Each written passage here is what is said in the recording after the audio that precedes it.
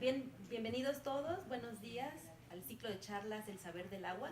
En esta ocasión nos acompaña la doctora María del Carmen Carmona Lara. Ella es investigadora del Instituto de Investigaciones Jurídicas de nuestra máxima casa de estudios. Y en esta ocasión nos acompaña para platicarnos sobre la propuesta de modificaciones a la Ley de Aguas Nacionales que se ha presentado en el Senado de la República por el presidente de la mesa directiva. Y pues sin mayor preámbulo, doctora, muchísimas gracias por aceptar nuestra invitación. Gracias. Y bueno, para iniciar con nuestra charla, ¿podría usted comentarnos en qué consisten estas modificaciones que se han propuesto? Sí, bueno, la propuesta del senador Martí Batres del 6 de septiembre de este año, que está en el primer periodo ordinario del primer año de esta legislatura, es precisamente como reformas al artículo 1, 4, 9, 12 y derogar un capítulo de un título que tiene que ver con la inversión en infraestructura, que es el capítulo 2, participación de inversión privada o social en obras hidráulicas federales.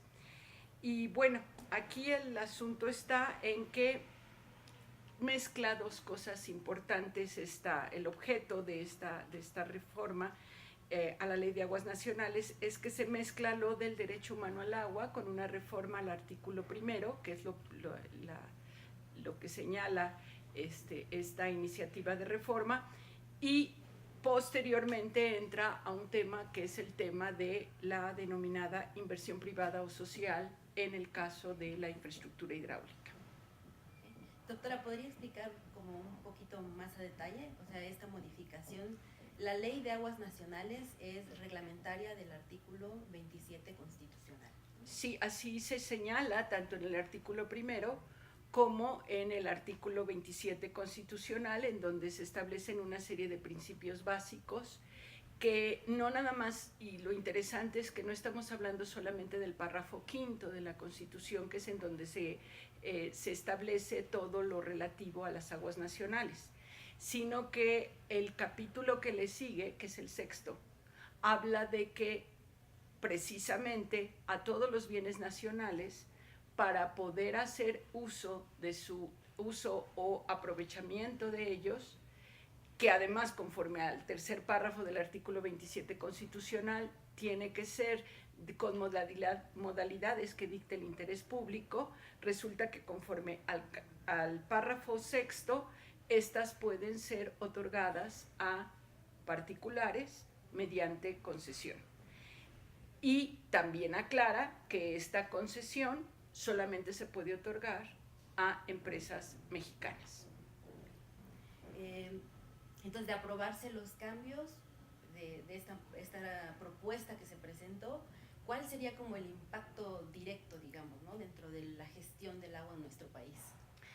Bueno, aquí el asunto es que creo que me tengo que remontar a años muy atrás, sobre todo a momentos en donde la política hidráulica tenía como fundamento la gran obra pública de la nación. Hay que recordar que en algún momento lo que era la Secretaría de Agricultura y Recursos Hidráulicos, que en algún momento anteriormente también fue solamente de recursos hidráulicos, tenía su gran objeto era crear infraestructura en este país. Durante muchos años, sobre todo, digamos, en la época de la industrialización y de la posguerra, de la Segunda Guerra Mundial, lo que ocurrió es que uno de los grandes, digamos, elementos que ocurrió en casi todo el mundo fue estas grandes obras públicas hechas por gobiernos en virtud de la reconstrucción que se tenía que hacer después de la Segunda Guerra Mundial. Y digamos que México no fue ajeno, porque se tuvieron que contratar, digamos, una serie de servicios para, en nuestro caso, apenas empezar a generar nuestra infraestructura, y en Europa, pues la reconstrucción por los bombardeos, etc.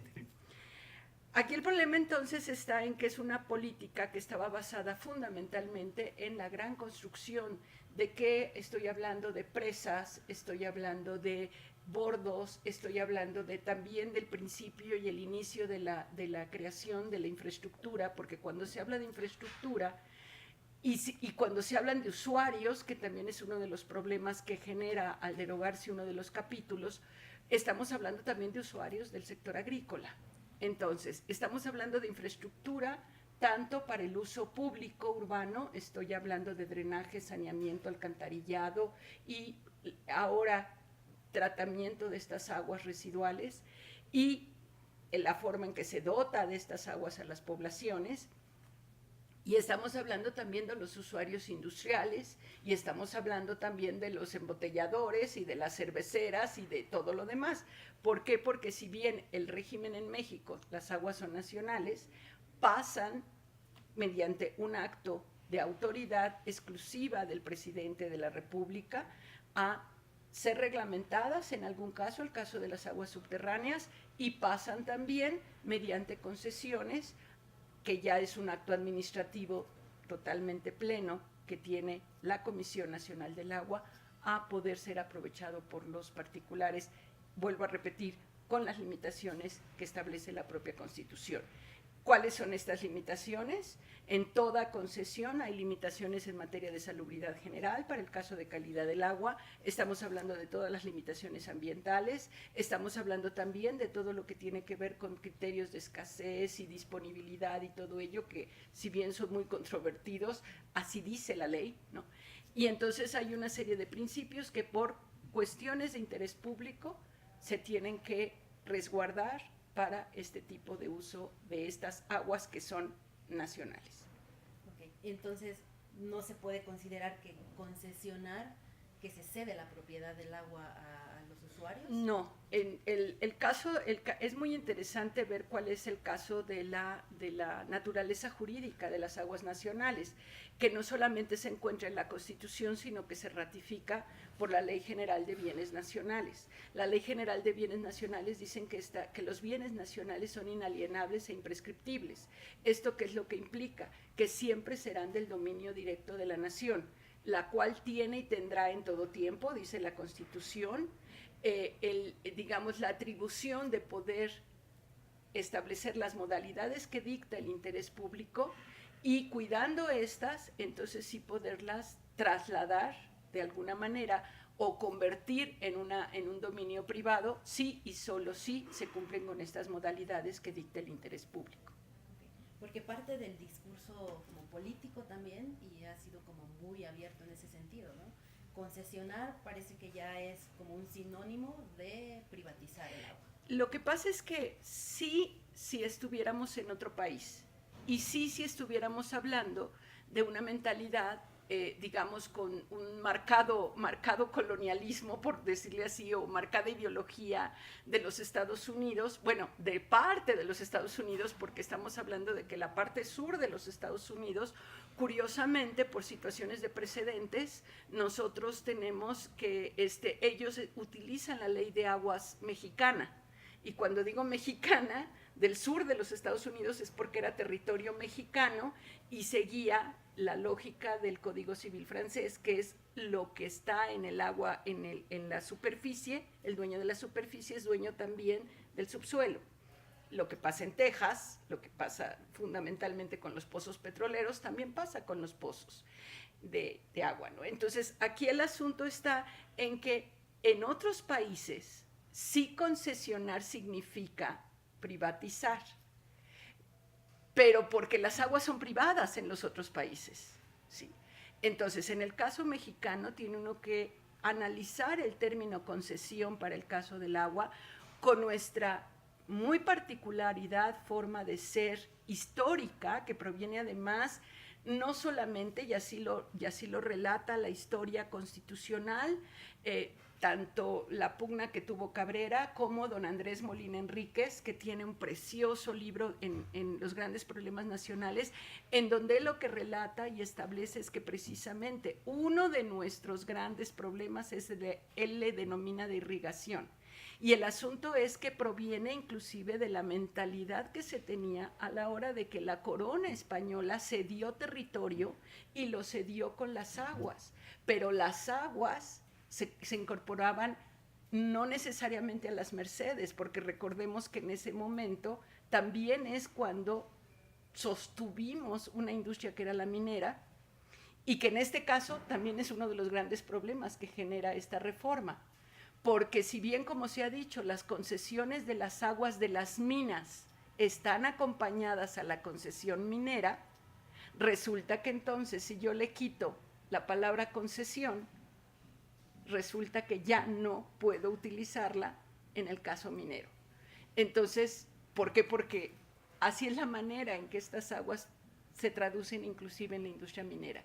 Entonces sí genera una serie de problemas en esta percepción de que concesión es privatización. En el caso mexicano nunca lo será si no reforman el artículo 27 constitucional, en donde se dice que son bienes de la nación, bienes con una calidad originaria de la nación, y además resulta que pueden ser transmitidas a lo que se denomina la propiedad privada, sí y solo sí se respetan las modalidades que dicta el interés público y que ahora se traducen en modalidades ambientales, de salubridad, de inclusive hasta cuestiones de cambio climático, ¿no?, que tienen que ver con esta situación del respeto precisamente de lo que dicta el interés público para la salvaguarda de derechos como el derecho humano al agua, como el derecho humano al medio ambiente, como el derecho de protección a la salud, como el derecho a la alimentación, que también está en esta situación y que incide en las concesiones, permisos y cuestiones que se otorgan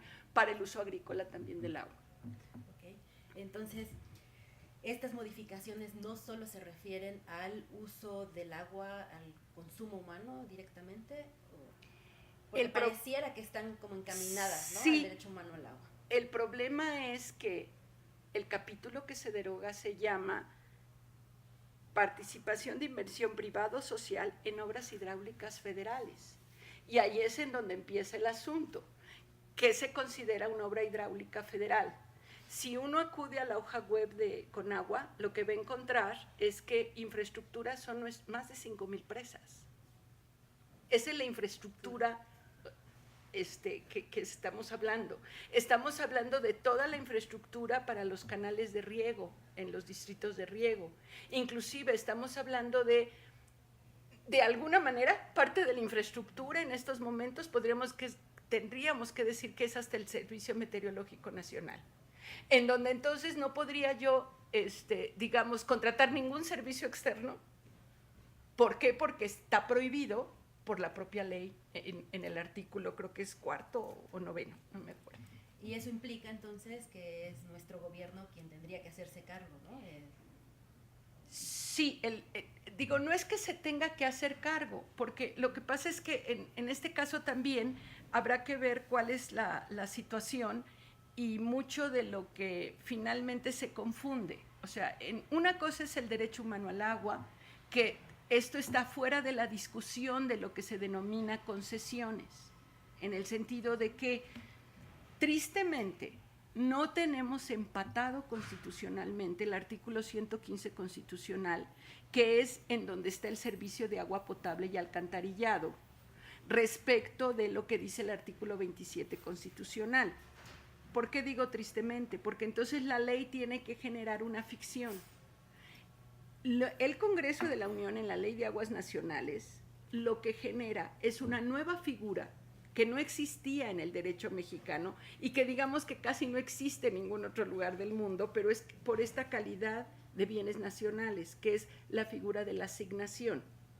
¿Qué hace Conagua? Conagua asigna a entes públicos. ¿Quiénes son estos entes públicos? Estos entes públicos son CFE para mis presas hidroeléctricas, el caso de Pemex, cuando digamos que todavía tiene esta característica, y todos los entes públicos, en este caso los municipios. Ahora, ¿por qué me tengo que remontar a la historia? Porque durante mucho tiempo los municipios no tuvieron la facultad de construir su infraestructura hidráulica. Quien construía la infraestructura hidráulica era Recursos Hidráulicos Federal. Toda la obra de infraestructura hidráulica se ha hecho con dinero federal, lo que implica que mucho de nuestra deuda pública externa, y es un gran porcentaje, es lo que debemos en los fierros que tenemos para tener agua en todo el país.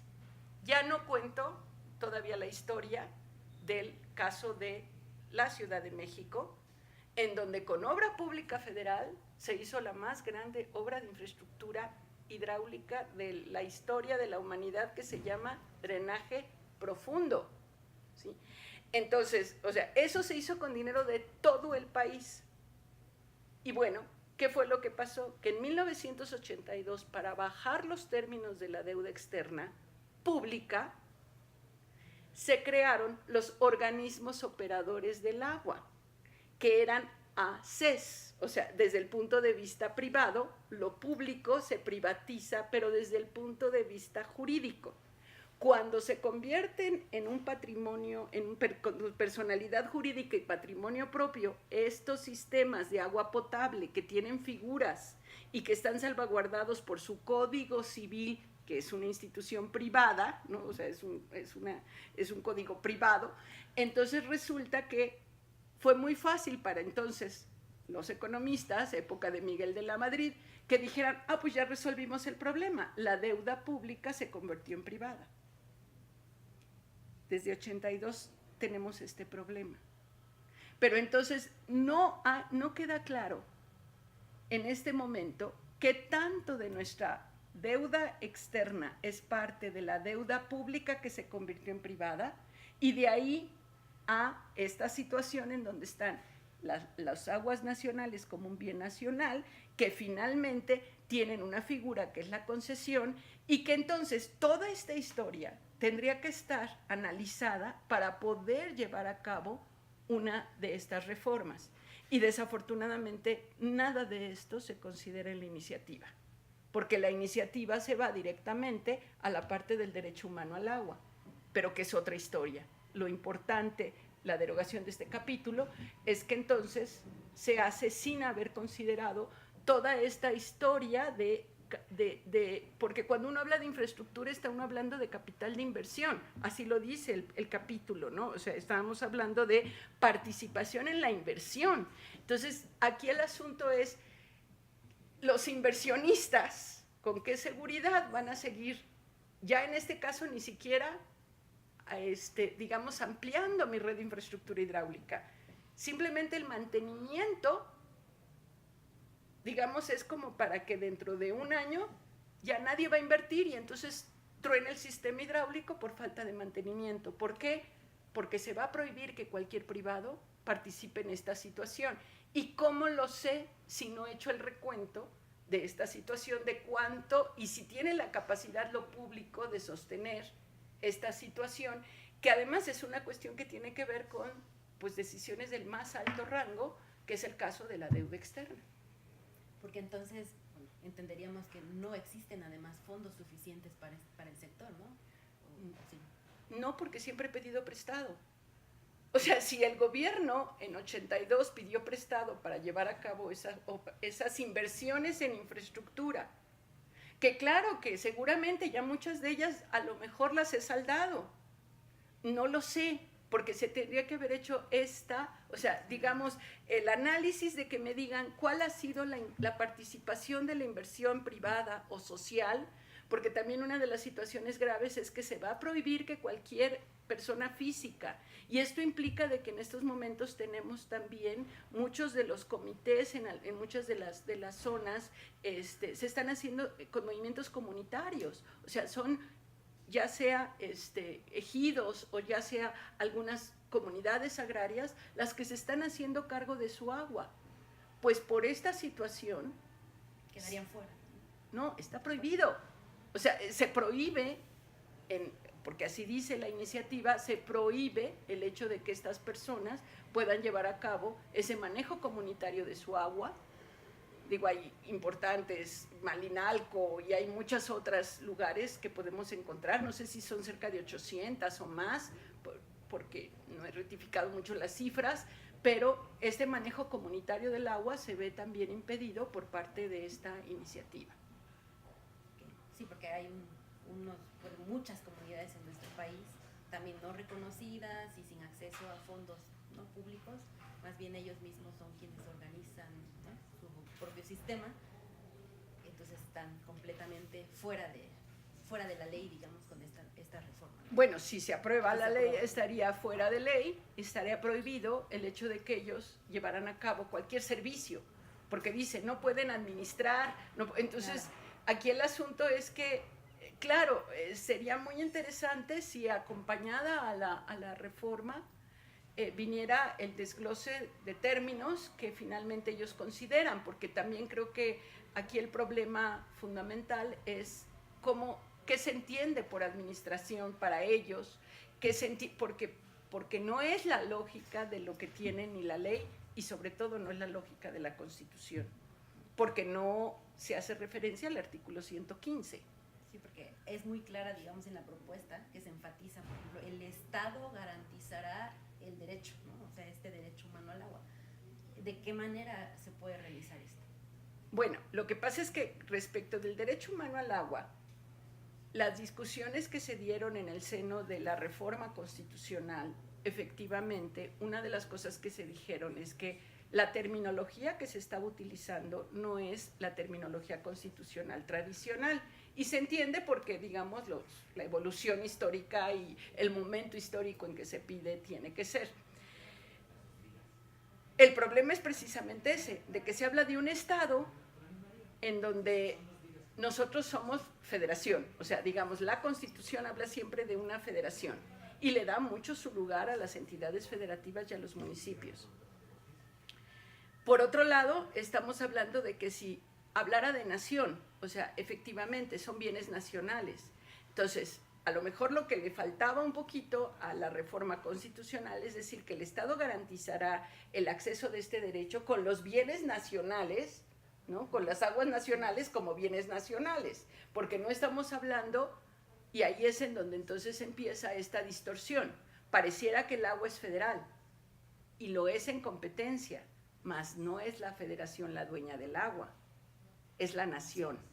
Entonces, ahí es en donde tendremos que empezar a aclarar esta situación.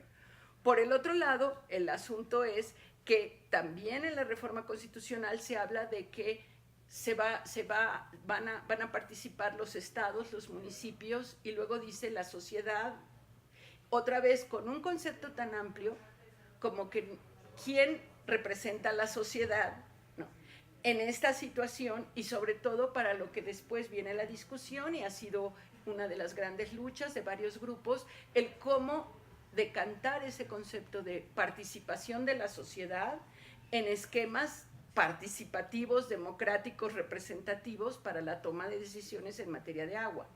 Y ahí es en donde entonces la ley no me ajusta con los 2-3 artículos que tiene en materia de consejos de cuenca y mucho menos para el caso del agua subterránea, en donde ahí sí estoy total y absolutamente perdida con las denominadas cotas y con la forma en que se toma la decisión y, para colmo de males, una serie de normas que me están diciendo que tengo que tomar decisiones cada año respecto de disponibilidad del agua.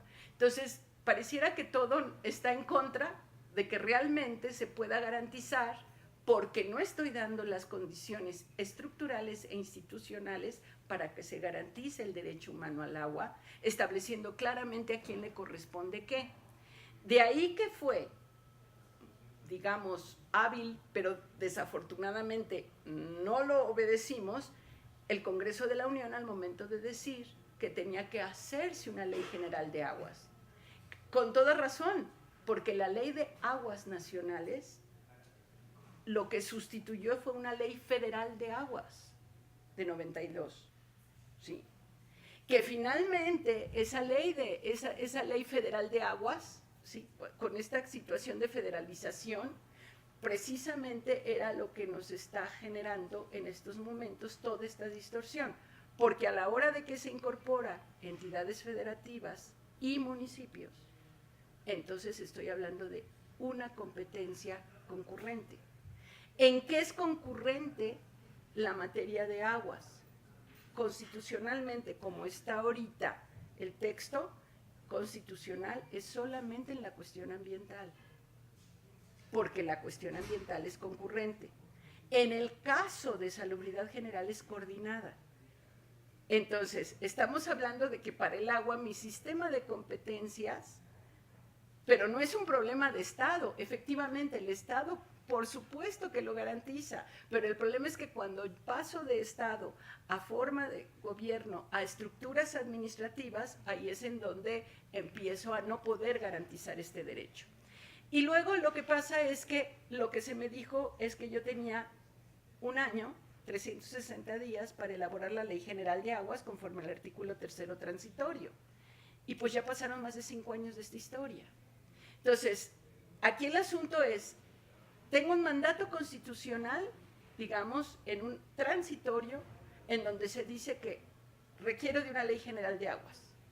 Y con el mismo argumento estaría yo violando la Constitución presentando esta iniciativa en virtud de que no lo estoy haciendo para una Ley General de Aguas, sino ratifico la Ley de Aguas Nacionales, ¿sí?, que no es lo que quería la legislatura y el espíritu de la ley en el momento en que se dio la reforma constitucional o el denominado constituyente permanente. ¿Por qué? Porque lo que quería el constituyente, y además así lo establecieron los estados, porque el problema aquí está en que los congresos estatales aprobaron el artículo 4. Tiene que tener, y así lo tuvo, 17 legislaturas a favor de esta reforma al artículo 4 para el derecho humano al agua, ¿no? Entonces, ¿qué es lo que pasa?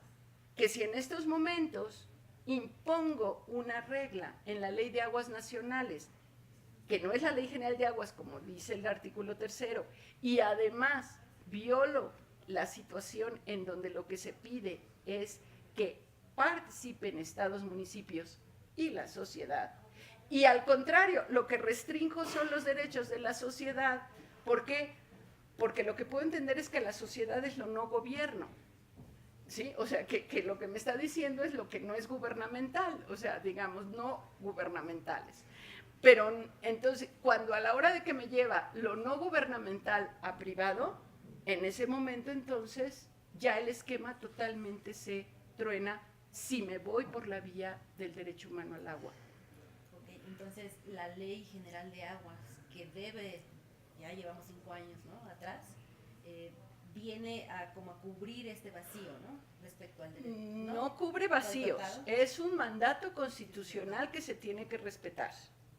Y que se tiene que respetar en el espíritu de generar, digamos, un profesor mío, mi director de tesis, Fernando Vázquez Pando, él hablaba de que la Constitución tiene una serie, consagra, él decía, así que consagra una serie de principios que después tienen que ser realmente sustentados en las leyes. Entonces, lo que tengo es un principio constitucional de derecho humano al agua.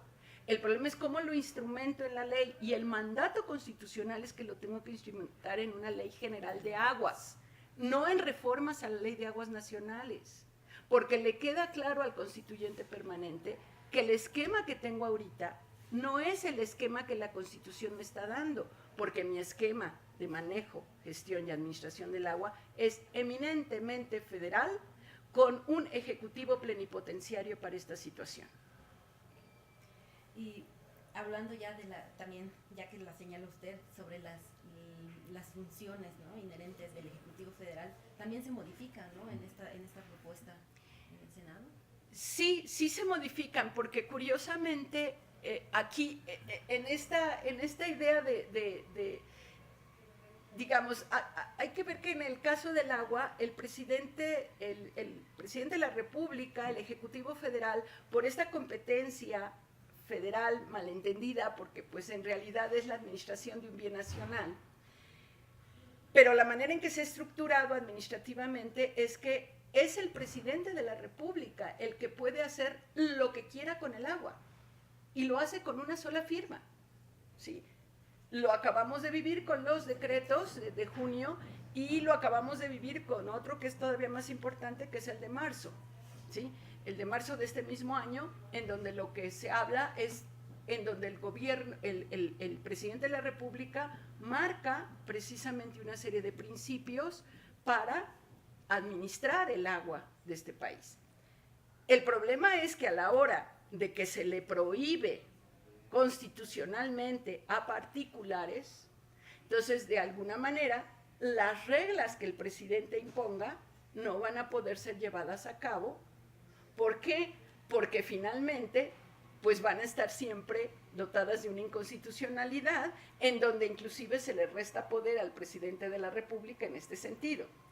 Y aquí lo más grave es que entonces todos vivirán con amparos. O sea, digamos, aquí es como si estuviéramos inaugurando la piratería del agua. ¿Por qué? Porque lo sabemos en este país. Basta que nos digan que se prohíbe para que se convierta todo en posible. ¿Sí? ¿Por qué? Porque no sé por qué las prohibiciones en México nos generan ese deseo de ahora sí, a ver cómo le hacemos para no cumplir la prohibición. Entonces, yo siento que es un peligro por ese lado y un peligro también para el caso de cómo se debilitan las facultades, que en estos momentos para mí son plenipotenciarias en el caso del agua, y que a la hora de establecer este tipo de prohibiciones dejará sin una posibilidad de actuación al presidente en situaciones coyunturales. ¿Por qué? Porque lo que dice la propia Constitución es, por ejemplo, para el caso del agua subterránea, que es al momento en que se genere una escasez. O sea, no estamos hablando de cualquier cosa. Al momento en que se vea que hay una crisis, ahora le llaman crisis hídrica, el presidente tiene facultades plenipotenciarias para poderlo resolver. Pero como ahora se prohíbe que un particular pueda ayudar en algo, entonces, pues ahí es en donde, pues como que no se entiende cuál es la lógica de esta situación, que podía ser resuelta de otras maneras, y yo creo que una de las maneras que se tendría que hacer es precisamente la revisión total del sistema de concesiones en materia de agua. Ahora sí, un plazo para revisarlas y para ver si se están cumpliendo las modalidades que dicta el interés público, y fundamentalmente también revisar la ley de derechos, porque si vemos cuánto cuesta una concesión, pues es vergonzoso, porque no se está administrando adecuadamente desde el punto de vista financiero un bien nacional. Y ahí, doctora, ¿podría ahondar un poquito sobre ese sistema de derechos que existe en México al agua? Bueno, lo que pasa es que como el agua es un bien nacional, resulta que también la Constitución dice que el gobierno puede tener dinero de diferentes fuentes. Una de esas fuentes es por el uso y aprovechamiento de los bienes nacionales. El agua es un bien nacional y entonces en el caso del agua tengo dos formas de hacerme de dinero, por decirle de alguna manera, o cobrarme más bien el uso del bien público. Una de ellas es cuando son los derechos del agua, o sea que es establezco cuotas, que es por usar el agua, que no es por metro cúbico, no sé si me, o sea, hay toda una fórmula para establecerlo. Y la otra es para el caso de los permisos de descarga. ¿Por qué? Porque tristemente en México nosotros usamos nuestros ríos para cloaca. O sea, todos los ríos los hemos usado para desagüe, ¿no? De aguas negras. Entonces, aquí el asunto es que la naturaleza del vaso, tal y como dice la Constitución, es un bien nacional también. Si yo no lo uso como debo de usarlo, tengo que pagar por ello. Aunque tendría, y ahora la ley de aguas nacionales lo dice, pero nunca lo hemos cumplido, dice que también reparo el daño ambiental en caso de que yo contamine el agua, y bueno, eso pues recordando muchos casos muy actuales, pues no hemos sido eficientes ni eficaces en el cumplimiento de esta normatividad. Digamos que nos pueden cargar responsabilidades por omisión, ¿no? Por no cumplimiento de la ley de aguas nacionales. Pero bueno, en este caso, lo que pasa es que si yo tengo estos dos derechos si yo descargo agua con cierto tipo de contaminantes en un vaso y con cierto tipo y un cierto tipo de volumen, etcétera, la Ley Federal de Derechos me impone una cuota para el pago. Tengo tres formas de pagar, tres parámetros que son mis condiciones particulares de descarga, las normas oficiales mexicanas y la que la misma Ley de Derechos establece, porque tenemos, digamos, una ley fiscal que finalmente me establece parámetros para no contaminar. Y la otra es precisamente cuánto me cuesta una concesión, cuánto me cuesta un permiso. ¿Por qué? Porque son bienes nacionales que si yo los uso, pues tengo que pagar por el uso de esos bienes que son de todos. Y aquí la pregunta es, ¿cuánto cuesta una concesión? Y verán que es ridículo lo que cuesta. Entonces, ahí es en donde se tendría que estar viendo. ¿Por qué? Porque imagínense que en estos momentos la ley de derechos, en todo su derecho, digamos, el Congreso de la Unión, en todo su derecho, reformando la ley de derechos, podría decir, en México se va a cobrar $1 por cada botella de agua embotellada que se venda. ¿Sí? Eso es de la nación, entonces a la nación le dan $1 por todo lo que vendan. ¿Cuántos millones son?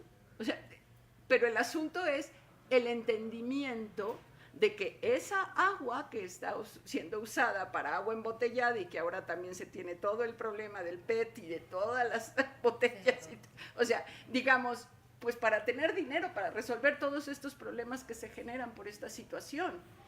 Y que al final de cuentas, ¿por qué es? Porque no creo que ningún municipio en México me pueda dar agua potable en las condiciones que me exige la Constitución para el derecho humano al agua. Entonces, como no creo que me van a dar agua limpia, entonces agua potable y agua que tenga todas las características que dice la Constitución, la tengo que comprar.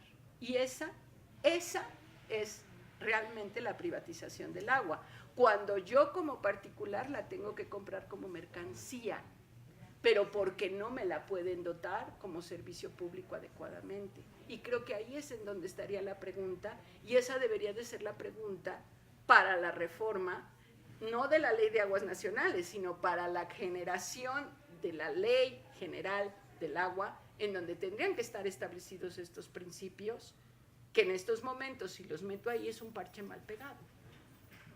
Entonces, la primera recomendación que usted daría es llevar, o sea, hacer toda una revisión, ¿no? En estos sentidos, con todos los aspectos que usted ya señaló, ¿no? El agua potable, que está completamente relacionada con el derecho humano al agua, todo el sistema de derechos que tenemos en México, ¿no? Todo el sistema de lo que cuesta la infraestructura, en este caso, y cómo ha sido evolucionando respecto de obra pública, obra privada. Y también en esta situación, cómo está la deuda de ambas, porque a lo mejor, digo, en estos momentos no sabemos, vaya, hay lugares en donde ni siquiera sabemos, me tocó alguna vez en el estado de Tabasco precisamente, en donde no coincidían las cifras de cuántas plantas de tratamiento habían por parte de Conagua, el estado, y lo que se le preguntó a los municipios. No se sabe ni siquiera, que no se pueden perder las plantas de tratamiento, o sea, si están, ¿no? Bueno, ninguna, o sea, el inventario de plantas de tratamiento, el inventario de obras de infraestructura hidráulica, creo que es lo mínimo que nos tendría que haber dicho el Senado, el senador para que me diga precisamente cuál es la magnitud del problema que le lleva a él tomar una decisión de ese tamaño y que va a llevar al Senado y a la Cámara de Diputados a tomarla, pero ¿bajo qué cifras? Porque aquí de lo que se habla es de una serie de situaciones, pero nunca se me dice cuál ha sido la participación de inversión privado-social en las obras de infraestructuras federales. Entonces, si no sé ni siquiera la magnitud del problema, pues difícilmente voy a saber si lo que estoy haciendo es un curita o estoy haciendo terapia intensiva, o si lo que requiero es una terapia intensiva y esto no me sirve ni de curita, sino al contrario, me puede pues colapsar a todos los organismos operadores de agua. Ok, doctora. Entonces, en el proceso, una vez que ya el senador Batres presentó la iniciativa, ¿pasa a las comisiones? Sí, lo que se dice es, me preocupan dos cosas en esta situación. No se pasa, y yo pienso que deberían de pedir turno 2 comisiones, porque pasa la Comisión de Medio Ambiente y la de Estudios Legislativos, y debería de estar también en la Comisión Hidráulica, la comisión, en este caso, de bosques y porque hay de forestal, digamos,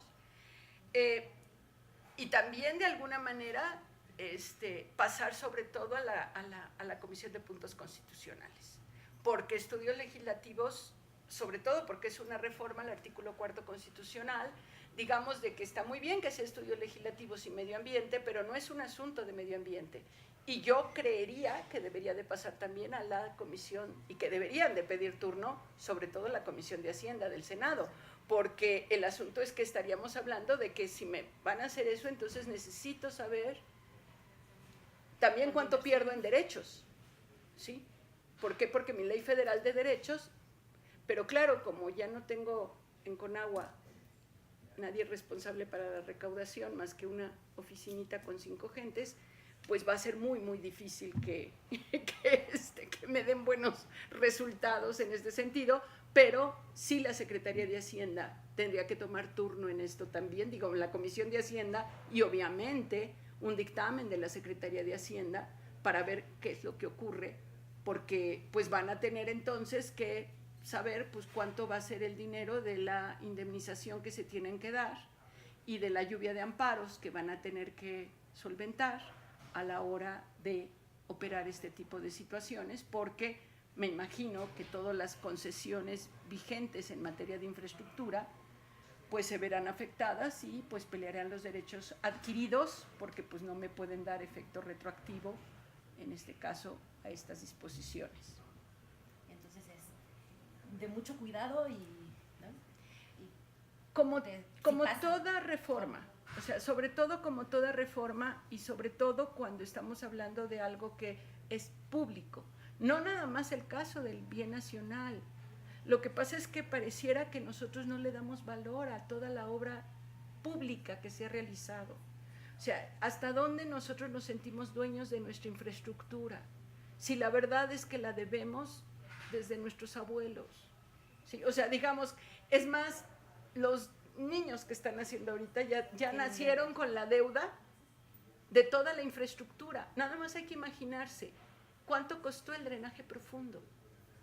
Nada más con eso, por eso, ¿quién lo paga? ¿Sí?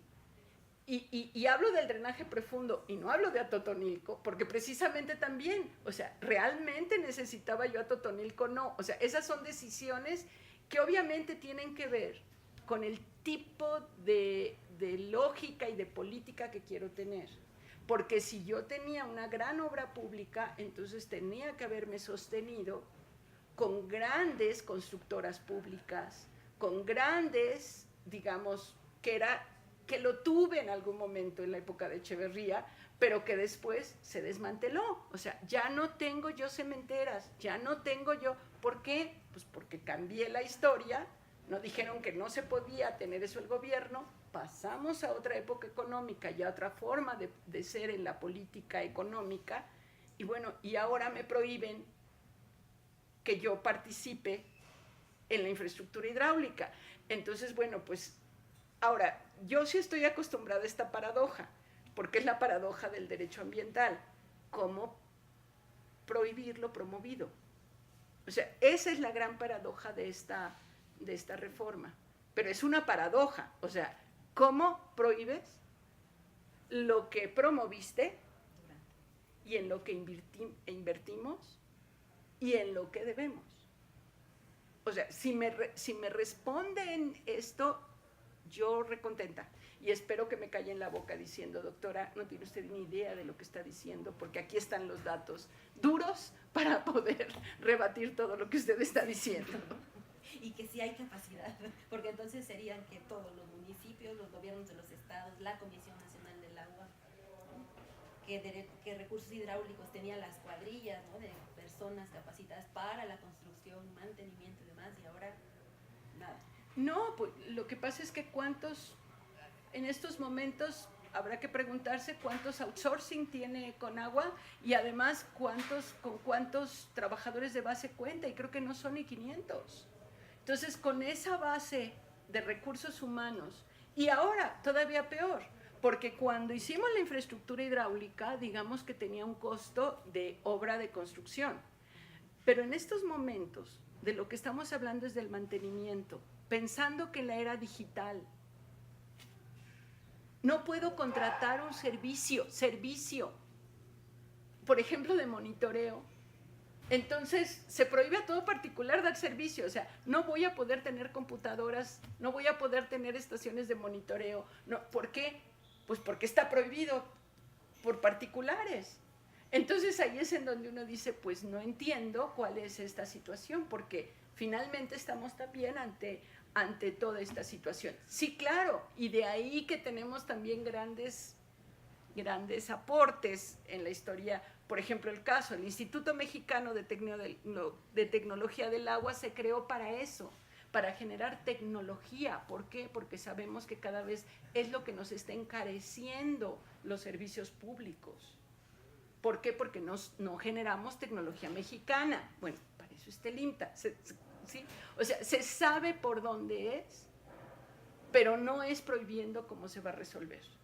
Y bueno, pues yo aplaudo mucho esta iniciativa porque creo que pues eso hace que esté hoy aquí con ustedes y que se empiezan a dirimir problemas que durante muchos años han estado ahí y pues no han sido de interés de público, de la opinión pública, y que creo que es bien importante para esto que es, ¿qué vamos a hacer con el agua? Porque el agua sí llega de la lluvia, pero la que tomamos es un esfuerzo público, gubernamental, enorme, enorme. O sea, todos participamos en eso y por eso a veces todos sufrimos por eso.